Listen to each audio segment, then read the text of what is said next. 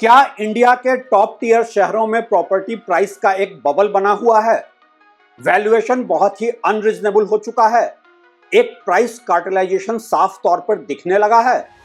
वैसे तो top tier शहर ही क्यों, अब तो छोटे छोटे शहरों में भी प्रॉपर्टी प्राइस इतनी बढ़ गई है जिसका कि कोई इकोनॉमिक रैशनल या प्राइस जस्टिफिकेशन ही नहीं है। अर्थशास्त्र के मूलभूत सिद्धांतों से कहीं आगे निकल गया है प्रॉपर्टी प्राइस, और इसलिए हर तरफ है डर एक असेट प्राइस बबल का। और सच तो यह है कि आज रियल एस्टेट ही नहीं, इंडिया के हर असेट क्लास में एक वैल्यूएशन का बबल देखा जा रहा है। हम कहीं 1992 के जापान के असेट बबल बर्स्ट के पहले की अर्थव्यवस्था तो नहीं बनते जा रहे हैं। आज इंडिया के हर असेट में प्राइस बबल बर्स्ट की संभावना से इनकार अर्थशास्त्र को समझने वाला कोई इंसान कर ही नहीं सकता है। लेकिन सबसे बड़ा सवाल अब यह है कि अगर प्रॉपर्टी में वैल्यूएशन बबल बन चुका है तो फिर यह बबल बर्स्ट क्यों नहीं हो रहा है? कहां से एक सपोर्ट मिल रहा है असेट के ओवर वैल्यूड प्राइस को, वैल्यूएशन बबल को?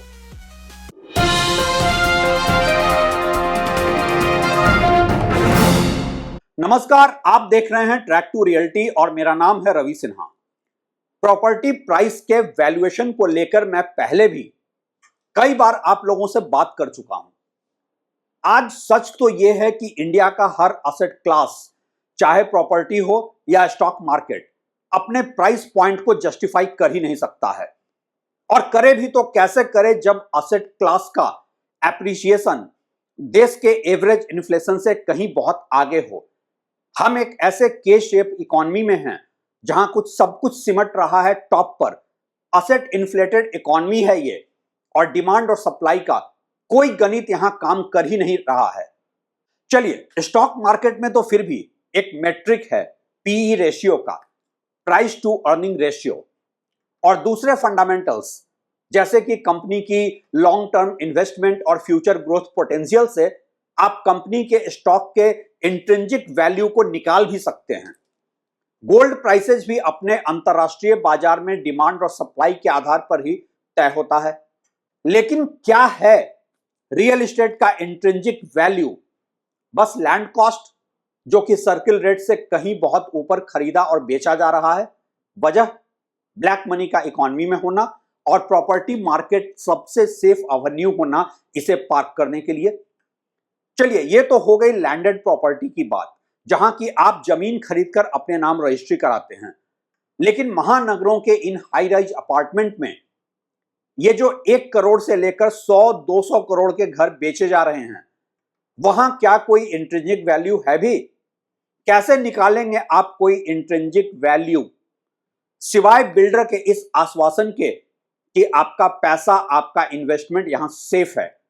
और एक बिल्डर के जुबान की कीमत तब तक ही है जब तक कि उसका खुद का कैश फ्लो बना हुआ है। जहां उसका कैश फ्लो रुका और बिक्री कम हुई, वो अचानक से अपने एक अलग ही अवतरण में नजर आएगा आपको। तो प्रॉपर्टी मार्केट की कोई इंट्रिंसिक वैल्यू तो है ही नहीं। जो है बस है एक नोशनल वैल्यू। और मैं यहां असेट क्लास, स्टॉक और प्रॉपर्टी के साथ साथ गोल्ड के इंट्रिंसिक वैल्यू को अलग ही रखकर चल रहा हूं। ऐसा इसलिए नहीं कि गोल्ड आज ओवर वैल्यूड नहीं है। सच तो यह है गोल्ड भी आज बहुत ही ज्यादा ओवर वैल्यूड है, लेकिन फिर भी यह सबसे सेफ असेट है आज की अर्थव्यवस्था में। ऐसा इसलिए भी कि इसका प्राइस कभी गिरे भी तो कोई 10-20% से ज्यादा नहीं गिरेगा, क्योंकि यह एक इंटरनेशनल करेंसी है और इसकी प्राइस मूवमेंट इंटरनेशनल मार्केट पर निर्भर करती है। इसलिए किसी भी देश के असेट बबल बर्स्ट की सूरत में यह सबसे सेफ असेट माना गया है। अब पूरी दुनिया की अर्थव्यवस्था भी एक साथ गिर पड़े तो भी गोल्ड की कीमत तो बनी ही रहेगी। गिरावट सबसे कम होगी इस इंटरनेशनल करेंसी की। लेकिन स्टॉक और प्रॉपर्टी प्राइस तो इंडियन इकोनॉमी के ऊपर निर्भर करती है। अगर भारतीय अर्थव्यवस्था में ही एक असेट बबल बर्स्ट होने लगे तो, वैसे जापान का उदाहरण सामने है जहां की 1992 में 70% तक प्राइस क्रैश हो गया था। 2008 के अमेरिकन फाइनेंशियल क्राइसिस में भी यही ट्रेंड देखा गया था। अब बात करते हैं अपने आज के बेसिक सवाल पे कि आखिर क्या रोक रहा है प्रॉपर्टी मार्केट का संभावित बबल बर्स्ट या प्राइस करेक्शन, जिसकी की संभावना सब इकोनॉमिक एक्सपर्ट आज जता रहे हैं। सबसे पहले तो आप यह समझ जाएं कि प्रॉपर्टी मार्केट में एक लेवल पर प्राइस करेक्शन ऑलरेडी हो ही रहा है, लेकिन बहुत ही चुपके से, इतनी साइलेंटली कि यह कोई खबर ही नहीं बन सके। और मैं ऐसा क्यों कह रहा हूं, यह स्पष्ट करना जरूरी भी है, नहीं तो रियल एस्टेट के सारे वेस्टेड इंटरेस्ट कूद पड़ेंगे यह बताने को कि नहीं नहीं प्रॉपर्टी प्राइसेस तो बढ़ रहे हैं। हां, प्रॉपर्टी प्राइसेस बढ़ रहे हैं, लेकिन बस बिल्डर्स के मार्केटिंग ब्रोशर में, उनके विज्ञापनों में। लेकिन आज प्रॉपर्टी मार्केट में बिल्डर का डिस्काउंट या ब्रोकर का ब्रोकरेज जो भी एप्लीकेबल हो, वो 15 से 25% तक चला गया है अपने पब्लिकली अनाउंस्ड प्राइस से। स्लो सेल्स की रियलिटी के बीच है ये उनका नया मार्केटिंग स्टंट। गुड़गांव से नोएडा तक पूरे दिल्ली एनसीआर की यही कहानी है, और यही कहानी है हर प्रॉपर्टी मार्केट की, चाहे मुंबई हो या बैंगलोर। और हां, एक प्रॉपर्टी मार्केट का रियल प्राइस पॉइंट कभी भी बिल्डर के घोषित प्राइस पॉइंट से तय नहीं होता है, बल्कि तय होता है सेकेंडरी मार्केट या रीसेल मार्केट के प्राइस से। यही होता है उसकी फेयर वैल्यू या रियल वैल्यू।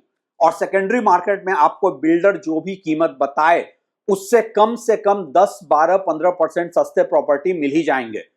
मसलन कि अगर आपने 80 लाख का अपार्टमेंट खरीदा है था कुछ साल पहले, और आज खुश हो रहे हैं कि उसकी कीमत 1 करोड़ या 1 करोड़ 10 लाख रुपए की हो गई है, क्योंकि दूसरे बिल्डर उसी प्राइस पे बेचने के दावे कर रहे हैं, तो जरा बेचने की कोशिश कर लें अपने प्रॉपर्टी को। पता चल ही जाएगा क्या पैसा आपको ऑफर होता है ओपन मार्केट में। वही 80 से 90 लाख के बीच का ऑफर मिलेगा, और वही प्रॉपर्टी ब्रोकर्स बेचने के समय बताने लगेंगे कि मार्केट बहुत ही टाइट है। तो एक प्राइस करेक्शन तो साफ तौर पर देखा ही जा रहा है इंडियन प्रॉपर्टी मार्केट में। लेकिन रियल एस्टेट के वैल्यूएशन का बबल बर्स्ट अगर नहीं हो रहा है, तो उसके पीछे 5 प्रमुख वजह है। पहली वजह है अर्थव्यवस्था में काला धन जो रियल एस्टेट में सबसे ज्यादा जमा होता है। आखिर किसी भी दूसरे असेट क्लास में आप इतना ब्लैक मनी एडजस्ट कर ही नहीं सकते हैं। प्रॉपर्टी मार्केट में सर्किल रेट और मार्केट रेट का मिसमैच, प्रॉपर्टी की कीमत में एक आर्टिफिशियल उछाल, और लेबर इंटेंसिव बिजनेस होने की वजह से बिल्डर का कैश लगातार एग्जॉस्ट होते रहना प्रमुख वजह है ब्लैक मनी यहां पार्क होने का। और यही दे रहा है सबसे बड़ा सहारा रियल एस्टेट के प्राइस बबल को, ओवर वैल्यूएशन को। लिस्टेड प्लेयर भी यही कर रहे हैं। दूसरी वजह है कि इंडिया के ऑर्गेनाइज्ड रियल एस्टेट का स्टॉक सीमित है ज्यादातर 8 टॉप टियर शहरों में, और वहां भी कुछ सेलेक्ट माइक्रो मार्केट, कुछ खास लोकेशंस में। अगर आप किसी भी मेट्रो शहर के आउटस्कर्ट्स पे चले जाएं तो 30 से 50% कम कीमत पे मिल जाएगी प्रॉपर्टी। लेकिन कुछ तो सरकार की गलत पॉलिसीज, कुछ शहर में इंफ्रास्ट्रक्चर की कमी, और कुछ बिल्डर्स की स्मार्टनेस कि आपको जॉब कैचमेंट एरियाज के करीब डिमांड और सप्लाई के गणित में सप्लाई कम दिखेगी, और आप फंसते ही चले ही जाएंगे महंगे ओवर वैल्यूड प्रॉपर्टी के जाल में। तीसरी वजह है ज्यादातर जॉब्स, ऐसी नौकरियां जिसमें सैलरी होम फाइनेंस के लिए इंसान को एलिजिबल बनाती हैं, वो भी इन टॉप 8 शहरों के इन्हीं चुनिंदा इलाकों में सीमित है, जहां की 10, 15, 20 किलोमीटर के रेडियस में ये नए नए हाउसिंग स्टॉक्स आ रहे हैं, और बढ़ रही है इनकी कीमत बेतहाशा। आज अगर टियर 2 शहरों में प्रॉपर्टी की कीमत बढ़ने लगी है, तो उसकी भी एक अहम वजह है वर्क फ्रॉम होम कल्चर। चौथी वजह है आर्थिक से ज्यादा सामाजिक और मानसिक, खासकर भारतीयों के लिए, जिन्हें एक कल्चरल कंडीशन के तहत घर खरीदने को सबसे बड़ा सोशल सिक्योरिटी, सबसे बड़ा स्टेटस सिंबल और घर खरीदकर स्टेबल हो जाने की सलाह दी जाती रही है।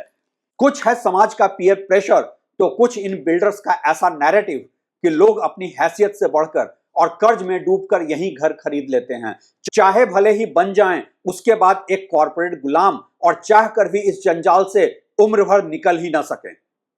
और पांचवी और एक बहुत ही अहम वजह है प्रॉपर्टी के लिए इंडिया में इजी फाइनेंसिंग और लो बैंक डिफॉल्ट रेट। आज देश के बैंक्स बैंकिंग में सबसे ज्यादा तो फोकस कर रहे हैं इंश्योरेंस बेचने और कर्ज देने में। होम लोन उनकी प्रायोरिटी रहती है, क्योंकि यहां एक कोलैटरल बैंक के पास रहता है सेफ्टी के तौर पे। आप सोचते हैं घर आपने खरीदा है, लेकिन दरअसल वो घर बैंक ने खरीदा हुआ होता है। जब तक कि घर की कीमत से 2 गुना आप बैंक को वापस न चुका दें। प्राइवेट बैंकों के कट थ्रोट कंपटीशन के इस दौर में प्रॉपर्टी मार्केट इसका सबसे बड़ा फायदेमंद है और यहां अक्सर ही लोन डिफॉल्ट या फोरक्लोजर की नौबत भी नहीं आती है। ऐसा इसलिए कि कुछ तो बैंक प्रॉपर्टी खरीदार के किसी विपत्ति में लोन की रीस्ट्रक्चरिंग आसानी से कर देते हैं कई दूसरे देशों के मुकाबले, और दूसरा ये कि सामाजिक प्रतिष्ठा की वजह से लोग दूसरे असेट तो बेच देते हैं जैसे कि घरेलू गहने और म्यूचुअल फंड, लेकिन घर नहीं बेचते। अगर बेचना भी पड़े तो फोरक्लोजर में जाने की बजाय थोड़ा लॉस लेकर खुद ही किसी दूसरे बायर को 10, 20, 30% तक के लॉस पे लोग बेच देते हैं ताकि सामाजिक प्रतिष्ठा बनी रहे। तो ये हैं वो 5 वजह जो प्रॉपर्टी में एक असेट बबल बर्स्ट होने से रोक रहे हैं आज देश में। लेकिन जरा सोचिए, क्या ये एक सस्टेनेबल इकोनॉमिक मॉडल है या फिर आप एक संभावित नियति को बस टाल ही रहे हैं जब तक कि टल जाए। You are just delaying the inevitable man. जब अर्थव्यवस्था में मंदी अभी और बढ़ेगी, मार्केट में कंजम्पशन और कम होगा, लिक्विडिटी और कम होगी, कॉर्पोरेट्स नए इन्वेस्टमेंट करेंगे नहीं, और इन सब के बीच नौकरियां लगातार घट ही रही हैं। तो क्या इंडिया का प्रॉपर्टी मार्केट ऐसे में इम्यून है प्राइस करेक्शन और फाइनेंशियल क्रैश से? क्या प्रॉपर्टी मार्केट बबल बर्स्ट का शिकार नहीं होगा? मेरी तो दुआ है कि ऐसा ना ही हो, लेकिन वो कहते हैं ना कि होप और prayer is not a strategy. उम्मीद और दुआओं से अर्थव्यवस्था नहीं चलती है।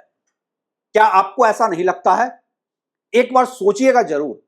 सबसे जरूरी मुद्दा ऐसे में कि आपको क्या करना चाहिए। अगर आप एक इन्वेस्टर के तौर पर इन्वेस्ट कर रहे हैं प्रॉपर्टी मार्केट में, तो थोड़ा अपना एक्सपोजर कम कर लें और गोल्ड जैसे दूसरे सेफ असेट में एक्सपोजर बढ़ा लें। लेकिन अगर आप कर्ज में डूबकर घर खरीद ही चुके हैं तो ज्यादा कुछ आप कर भी नहीं सकते हैं। आपके लिए बस होप और प्रेयर का ऑप्शन ही बचा है, चाहे होप और प्रेयर स्ट्रेटजी हो या ना हो। और हां, मैं यहां आपको डरा नहीं रहा हूं, बल्कि सच को स्वीकार करने के लिए मानसिक तौर पर तैयार कर रहा हूं। अचानक मिले हुए शॉक कल को सेहत के लिए अच्छे नहीं होंगे, ना आर्थिक सेहत के लिए और ना ही मानसिक सेहत के लिए। शुक्रिया मेरे साथ बने रहने के लिए इस चैनल पे।